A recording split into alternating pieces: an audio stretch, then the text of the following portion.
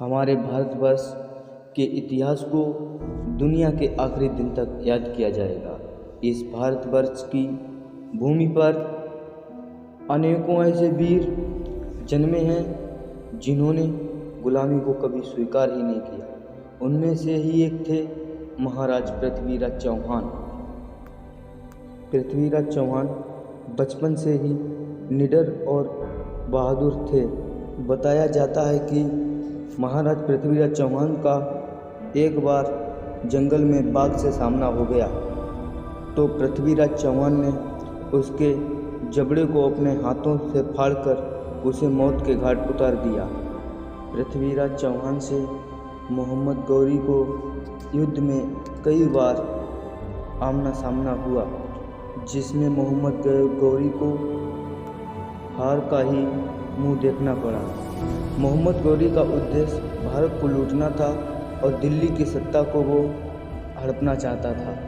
मोहम्मद गौरी एक विदेशी लुटेरा था जिसने लगातार दिल्ली पर 16 बार आक्रमण किया और 17वीं बार उसने दिल्ली की सत्ता को हासिल कर लिया। असल बात तो यह थी कि पृथ्वीराज चौहान संयुक्ता नामक राजकुमारी से बेहद प्यार करते थे। संयुक्ता कन्नौज के राजा जयचंद्र की पुत्री थी। वह भी पृथ्वीराज चौहान की दीवानी थी, लेकिन कन्नौज के राजा जयचंद्र को उन दोनों की शादी मंजूर नहीं थी। एक स्वयंवर के दौरान पृथ्वीराज चौहान संयुक्ता को लेकर भाग गए। उस समय जयचंद्र कुछ न कर पाया, लेकिन इस घटना की याद में वह जल रहा। लेकिन फिर उसने मोहम्मद गौरी के साथ मिलकर पृथ्वीराज चौहान को मारने की साजिश रचाई। गौरी पहले से ही पृथ्वीराज चौहान को हराकर दिल्ली की सत्ता को हथियाना चाहता था।